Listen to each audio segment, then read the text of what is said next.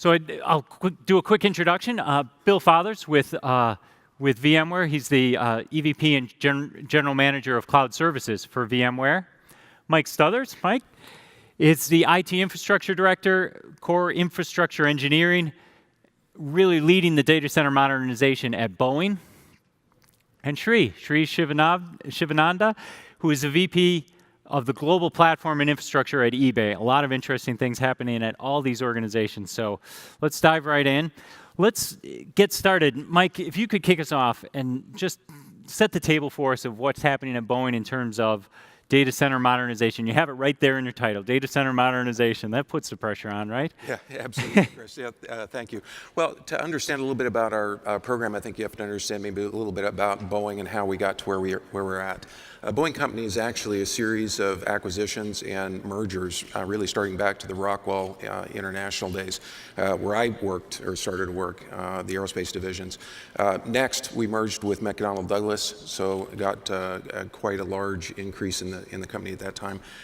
Followed by Hughes Space and Communications, and then a number of smaller acquisitions like Jeppesen and et cetera. So with all of these acquisitions, the issue that we have from an IT perspective is multicultural. It's multi-data center, in some cases just literally data closets and server rooms that really weren't appropriate for enterprise type of work. And a little bit more than 5 years ago, we got the CIO and our CTO to approve a data center modernization project.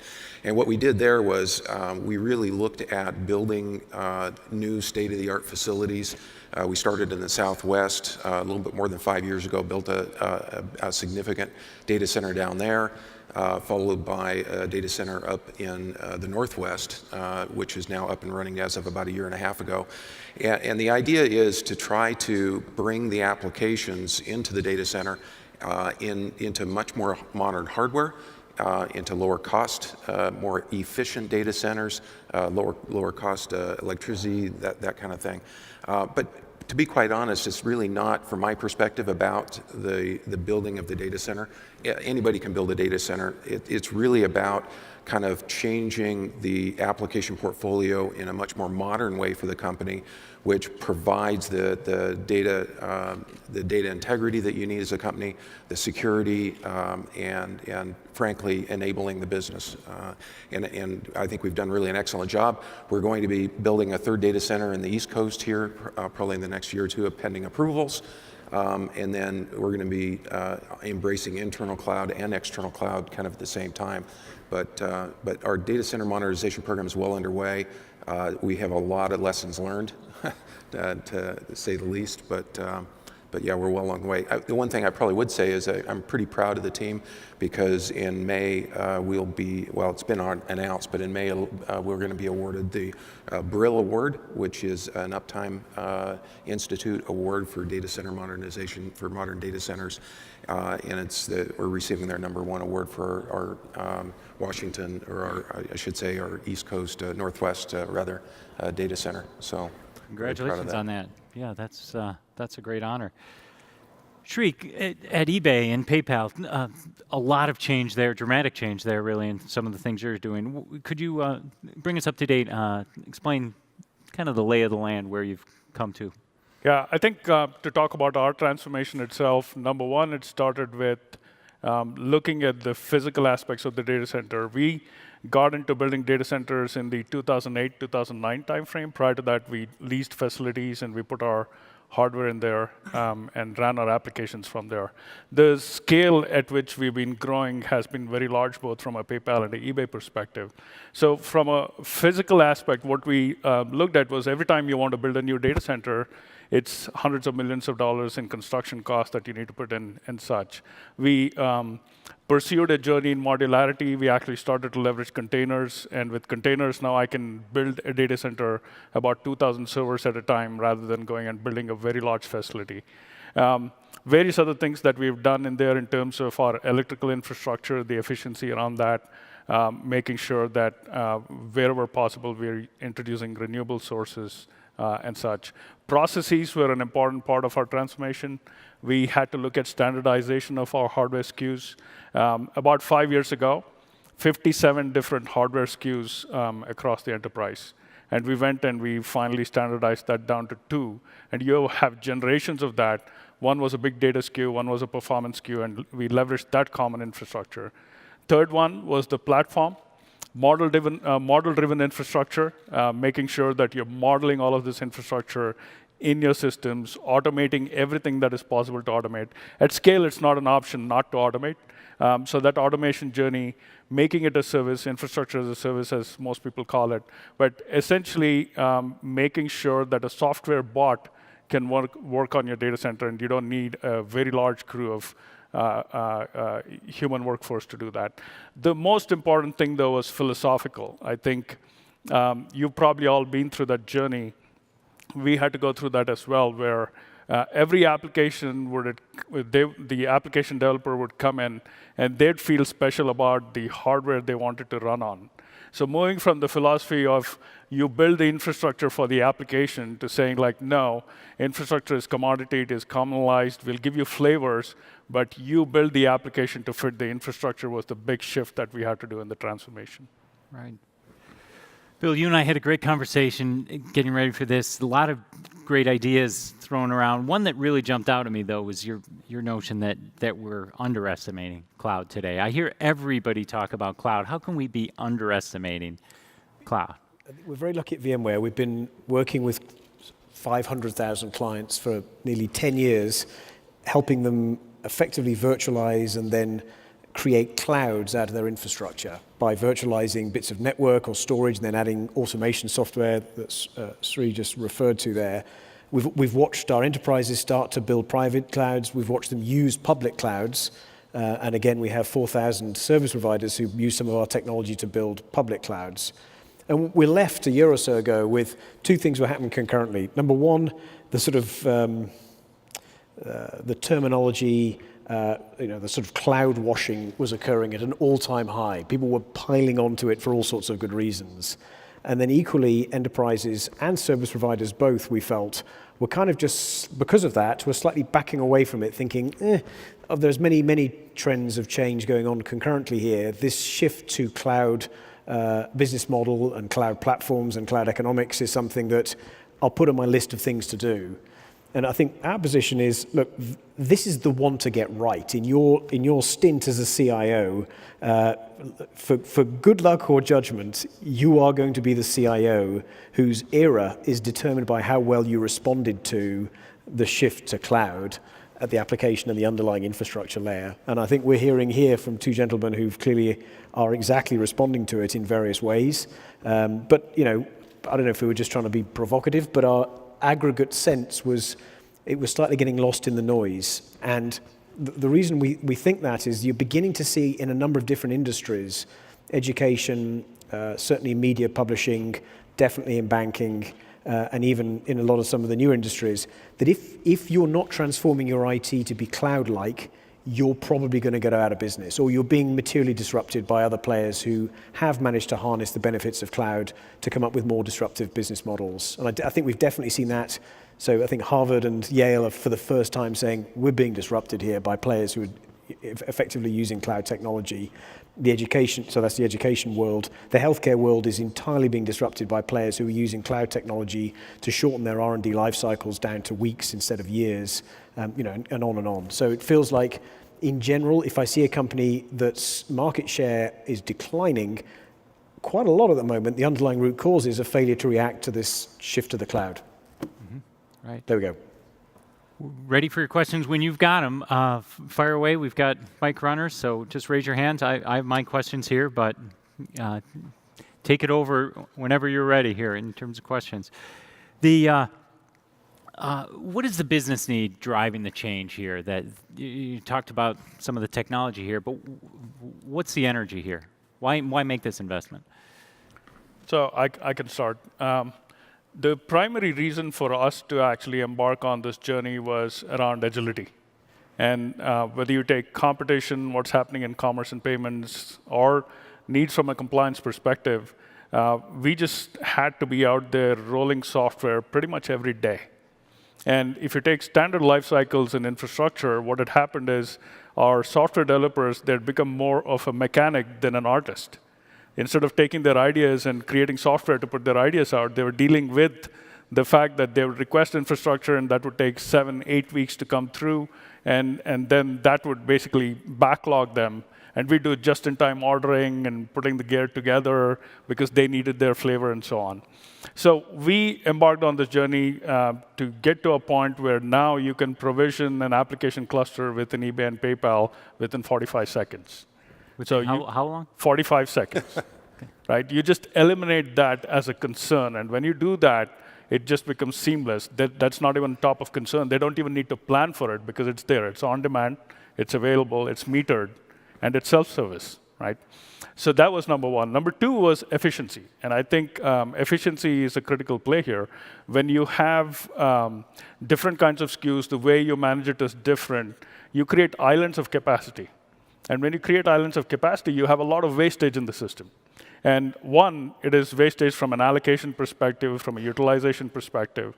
But second, even in terms of dealing with the lifecycle states of every asset that you have in the data center, if you let it be manual, you're actually dealing with a lot of gear that is sitting there not doing anything because it's in one of the bad states. So applying the model-driven infrastructure methodology that I was talking about, where you know everything that's in there, you have visibility into it, and because you have visibility, therefore you have control. Applying software systems to deal with all of those lifecycle states, all the way from a rack or a container landing on the dock to the time where 4 years later it's getting offboarded. That has been, it's been very empowering for the business. So the strategic priorities of the business now get delivered a lot faster because we've enabled that through an infrastructure platform. Right. I think for the Boeing company, I would completely agree with the agility and the speed, and with that really comes cost reduction and a faster time to market. And for us, I think embracing certainly the internal cloud and the public cloud where we can is really, really important, and it's disruptive for us. But I think we have additional issues in the sense that we have a fairly large legacy application set, and sometimes making the hurdle to make those cloud enabled is much more difficult.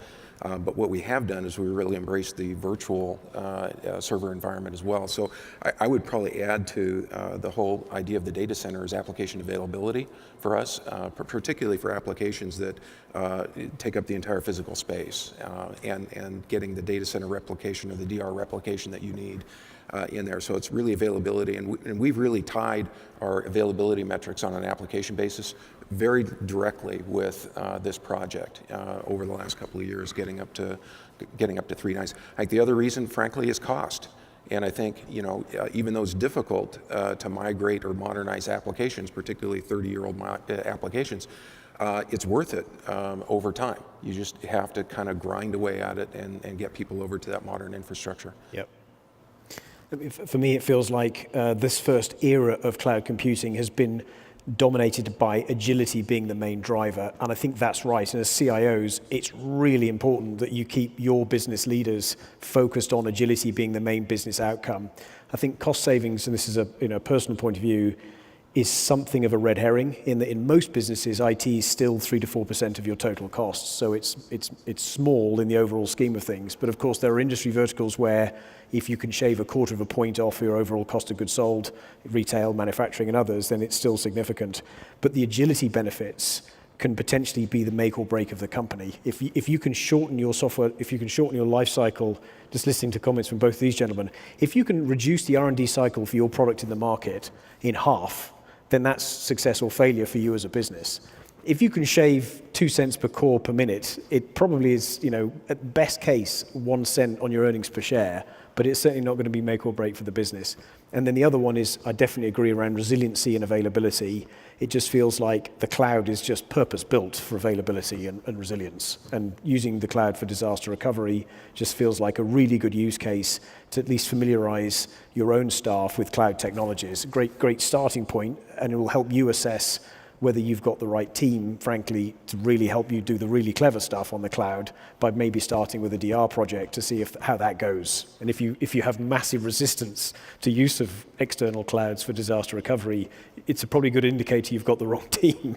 Unless there's, of course, you're in a regulated industry or there are data privacy concerns that rule it out completely, 9 times out of 10 you can use the cloud for DR. So, Right. We had a question up front. So, question for Sri is... If you could let us know where you're from. Tushar from PRGX.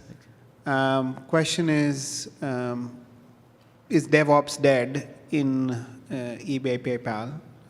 And then looking ahead, when you'll have a churn around your infrastructure, right, every 3 years to 5 years, how does your application team manage that churn, and what happens at that stage? And do you reintroduce DevOps? Because you have a 45-second completely automated life cycle today. So how do you manage that? So let me clarify. The 45-second is for somebody to provision an application cluster. That doesn't include the build they have to do or the testing cycle they have to go through. We have not reduced that to 45 seconds. Actually, I don't even know if I want to reduce that to 45. But DevOps is well and alive. I think it's about empowering the developers to do things that they are doing faster and to go through the life cycle in a consistent way. So even if they're moving from one business unit to another, what they feel on a day-to-day basis is exactly similar. They're empowered to take care of these things rather than depend on a different organization in the company to help them roll what they created, i.e. software. At the same time, this infrastructure is enabling the ops folks to have much better visibility into what's going on. One of the approaches that we've taken in terms of adoption is that we've created some level of bundling in various infrastructure features that we have built. So you actually jump on the cloud and you use a common dev environment, which means you are actually automatically leveraging common monitoring. Now, where does that help? The ops team that we have now has a single pane of glass they can look at for all applications built using this stack. In terms of lifecycle management, which was the second part that you called out, what we've done is we've abstracted the lifecycle management from a physical level outside of the concern of a developer. With virtualization, with container kind of technology, the contract that we have with an application developer is at that level. What we do physically with generations of hardware or assets, how we lay our network out, how we do our power infrastructure, they don't even know about that. What they get is a virtual instance or a cluster of virtual instances, load balancers, and so on. But in the background, we take care of that as a back office. Other questions? Mike, is DevOps a thing in Boeing? Is that something that's being embraced?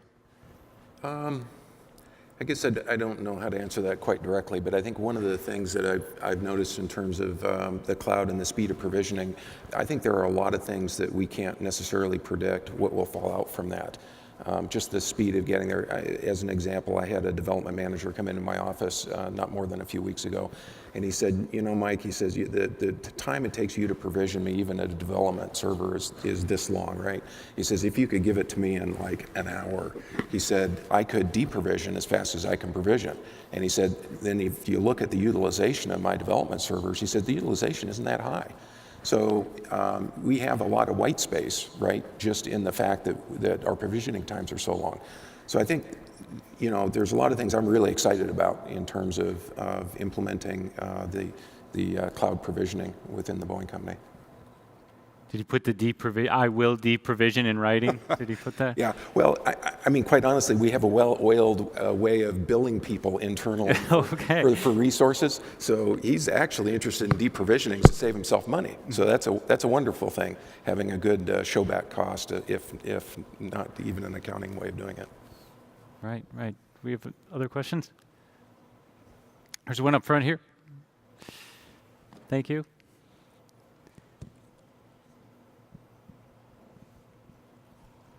Hello, I'm Emmett Hawkins from Leapfrog Services. I had a question about disruptors, right? So what do you guys see as, I mean, a lot of what we're talking about has been the disruptor of the traditional data center and the hardware vendor ruling, sort of the rack and stack. What are the disruptors to this sort of new cloud generation? Is it things like Docker, or is it net neutrality legislation? What do you guys see sort of on the purview as things that are sort of disrupting the way that we're constructing our data centers today? Bill, you want to start with that? Yeah, absolutely. So things that seem to be accelerating the rate at which there's going to be this revolution in the technology stack feels like partly on the supply side. You'll see within the data center. Personally, I think the disruption that's going on at the networking layer seems to be the most fundamental at the moment. And I did a 2-minute loop of the interop floor, and SDN is the sort of jargon of the month for sure. So the networking disruption feels like it's highly relevant, and it could deliver potentially huge amounts of value.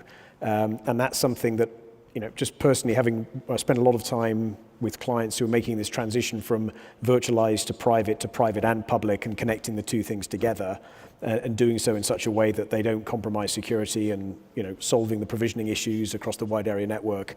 Networking for me is I don't know if it's the enabling technology, and hopefully you can find a way of embracing it without having to completely shred all that you've currently got. So there's obviously lots of stuff at various layers, but for me in the infrastructure stack, that is the most significant. And then in terms of the external factors, it just feels like overall, the transition to software as a service seems to be what's driving a lot of this. So you're certainly now consuming applications as a software as a service, rather than something that previously your business built for itself or customized for itself.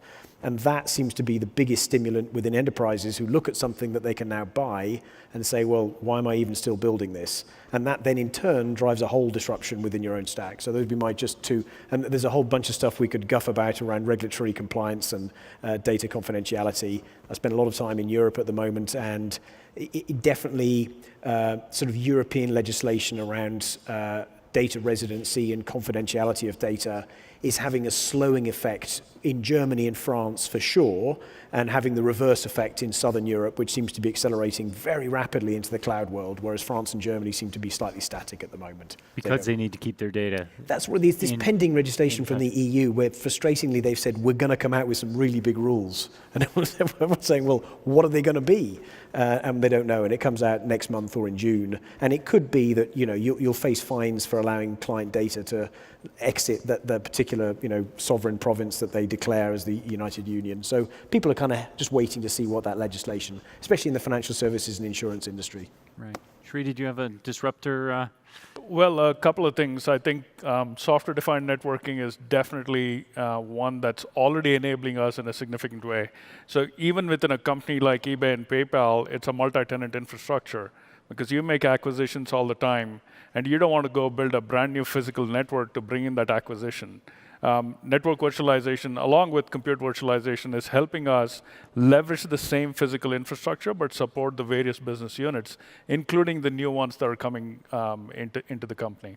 The second one, I'd say, you kind of alluded to that, Docker, or primarily containerization, is actually significantly disrupting how we do software lifecycle within the company and also with our vendors. In fact, not only are we working towards making sure that the packaging of all software happens in terms of Docker images, and the lifecycle is even faster than it is today with basic compute virtualization. But we are now in talks with our vendors for them to deliver their software as Docker images too. So now imagine you're taking what was commoditized with IaaS one level up and saying the full software lifecycle delivery within the company is homogeneous. No matter what you bring at us in terms of your bits, we'll deliver it the same way, we'll run it the same way, we'll maintain lifecycle the same way, we'll monitor it the same way. And that creates just amazing opportunities in how you manage going forward. So containerization and SDNs are the two that I would call out. And I think for us, I think the disruptive nature of the whole software infrastructure is significant for two reasons. One is we've got a situation where time to market, time to business is going to make, I think, a big deal for our product development folks, which is really where the innovation happens in our company. But also, I think you asked about the data center. We're building out tier 3 data centers. So the natural question is, should we be doing that in the future? And I think the answer is going to be somewhat of a hybrid. I mean, the Boeing company is going to have a lot of legacy applications. We're going to have a lot of need for tier 3 data centers. Having said that, I think if we can really move the robustness of the applications into a software-defined infrastructure, then can we get away with tier 2, tier 1, or private cloud? And I think the answer to that's going to be yes, but it's going to be a migration for us or a balance for us. Chris, can I cheekily do one more? No. Because it's a bit of a techie one, but it's one I love. So I used to run a very big data center company. It used to drive me nuts that we had 6 enormous diesel generators sitting there, never run, or like once a month you'd run them for 2 hours. And we ended up owning, I'm sure people, does anyone else own a diesel generator that sits there? Raise your hand if you own a diesel generator. So it's the most depreciating capital in your data center and represents 22 or 25% of the capital cost. It's never used. The utilities are finally getting there. So the utilities will now own and run and operate that generator for you. And of course, they'll create resilient connectivity from their distribution site to your data center. So finally, the world is moving on, that you no longer have to build and operate generators. That could be transformational, because it will change the economics finally. Generators as a service? Exactly. They've clouded. Exactly. I also think, I mean, to add to that point, I've seen the coming in of inline power backups. That's it. Microsoft seems to be experimenting with it, and that again. Explain that. So you have large UPSs that you have. You have generators, you have utility, and then you have UPSs. Now these UPSs are large battery farms that you have in your data centers, and it's high capital, it's high maintenance. What's happening now is that UPSs are moving into the servers. You have battery backup within the server, so it's distributed.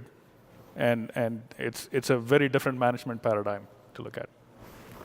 Since Chita, I'll ask one more as well. He brought up Docker. Is Docker or containers disruptive for you in virtualization and virtual machines? Not really, in that we've been at that hypervisor layer now for a long time, and we're excited to see the potential that containers can bring.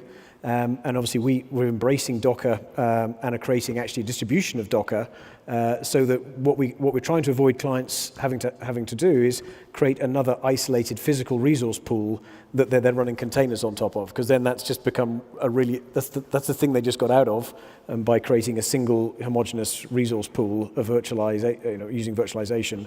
We just now see Docker being resident on top of that, and as logically, the extent to which the container layer becomes the layer at which the software development lifecycle starts to happen, and the amount of management and orchestration that can happen at the container layer versus the hypervisor, that will just naturally play out.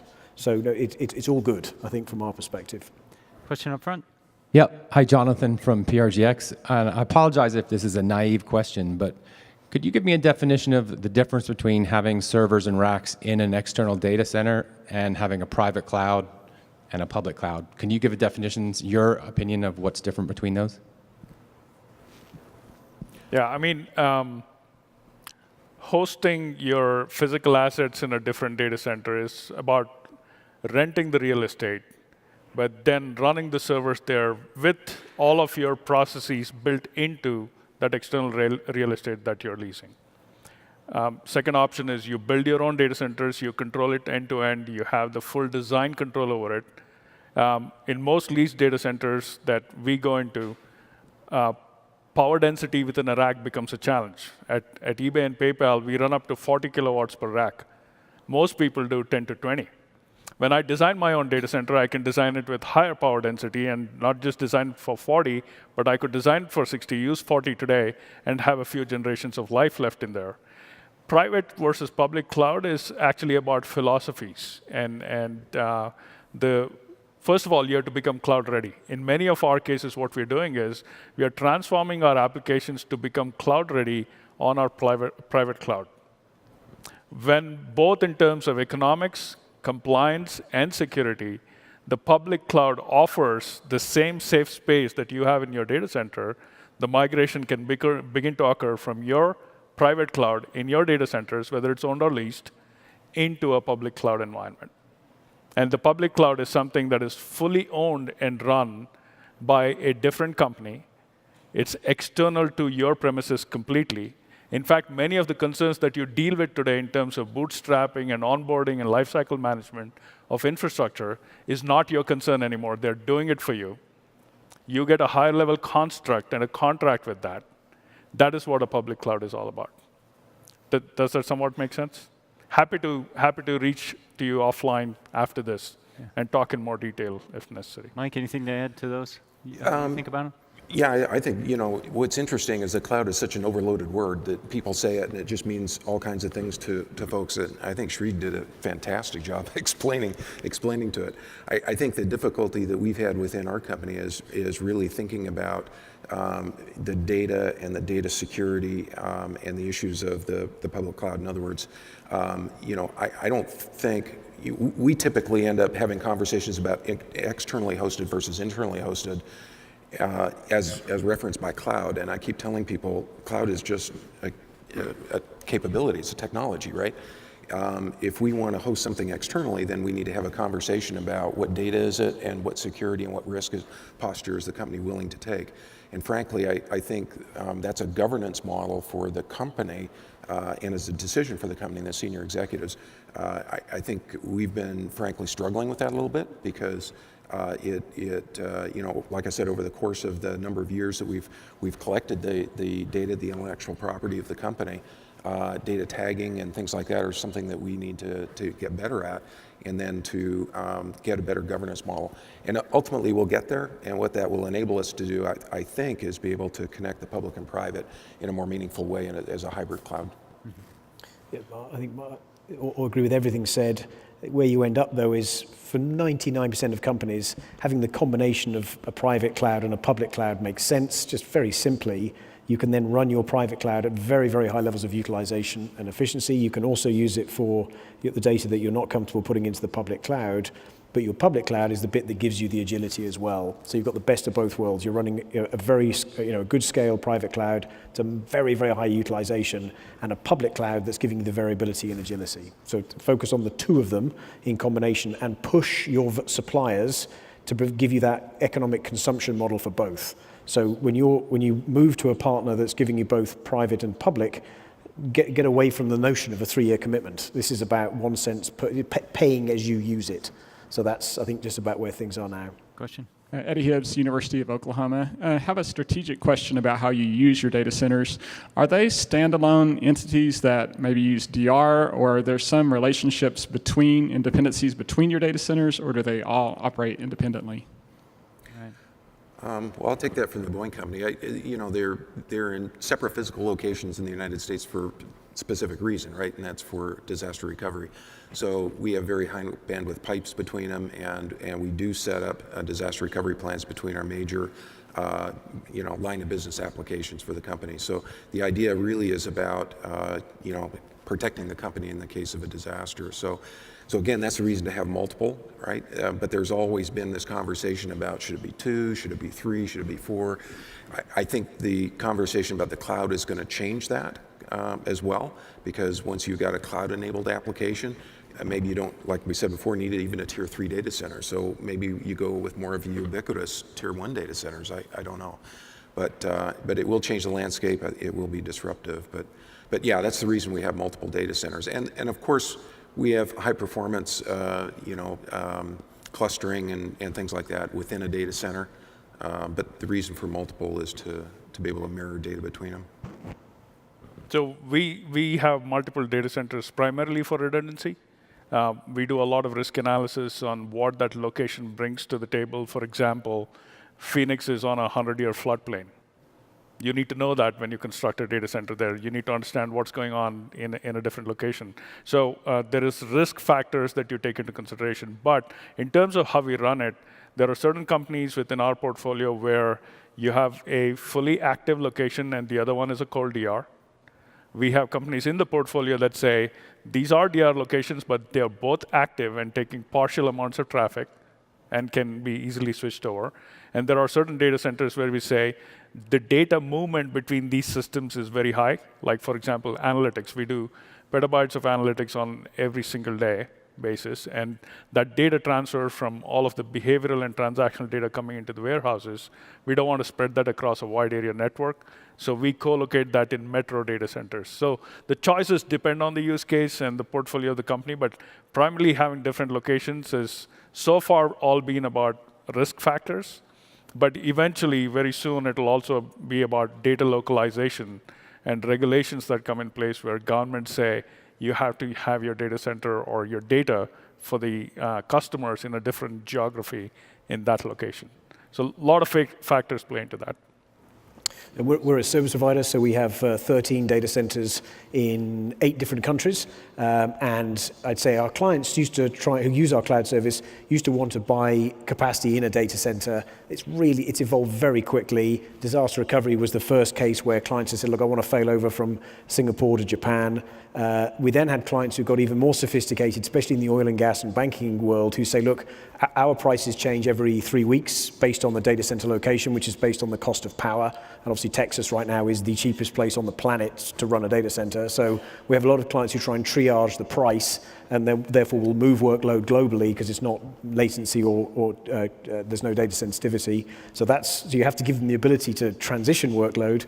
And then the final emerging use case we're seeing is this notion of just now being able to regard everything as a flat network, so doing LAN extensions from West Coast to East Coast, and also doing auto-scaling, so apps that can auto-scale from location A to location B across the network. So whole raft of use cases we're beginning to see for cross-data center usage.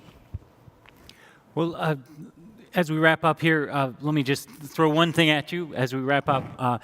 Just look out a little bit ahead and tell me what's either on your wish list of things you can't do today that you think you're going to be able to kind of right around the corner, or a barrier to something that you would like to do that you think is going to be continued to be a tough barrier to get through. I'll leave it to you. Anybody got one off the top of their head? It's actually the one that I think of a lot is not necessarily a technical one. It's more of us as an industry. I think we struggle with the efficiency metric in our data centers. And most of us take a proxy of the PUE to say, what is your power usage effectiveness, which is how much power is IT using versus how much is used by cooling and other losses. I think efficiency in the data center is way beyond just that. It's all about also how are you allocating your hardware. If you got 100 units of hardware, did you allocate all 100 to a workload? How fast did you do that? What was the useful life cycle? And then utilization within those things to see how hard are you pushing each one of these things. So if you take the whole stack and think of efficiency holistically, PU is very rudimentary. We'd love to go well beyond that to understand what the overall efficiency of your portfolio is. Okay, so efficiency, I like that. New look at efficiency. I'll give you one maybe a little out of the box, because we use thousands of applications that are commercial off the shelf, and then of course we modify the heck out of them, but that's another story. I think when you look across the software application development and sales, right? I think the different licensing models can drive you to different hardware solutions depending on whether they're licensed by CPU, whether they have dongles and all that kind of stuff. And it just, it seems to me like, we need kind of a little bit of a revolution within kind of the licensing and pricing so that it really is more cloud ready. Mm-hmm. Okay. Phil, you get the last word. Yep, I think transforming your IT infrastructure to a cloud model is going to make you more competitive as a business. So what's holding you back? I think software licensing is one, and network costs is another. I think networking costs remain rigidly high and are actually slowing down the rate at which people are adopting cloud. So I think something needs to happen to perhaps even further liberalize the telecommunication markets and a number of markets around the world. Prices are still just way high. Margins being made in network are still ludicrous compared to the margins that are being made in other parts of the business. Good. Well, that's a wrap.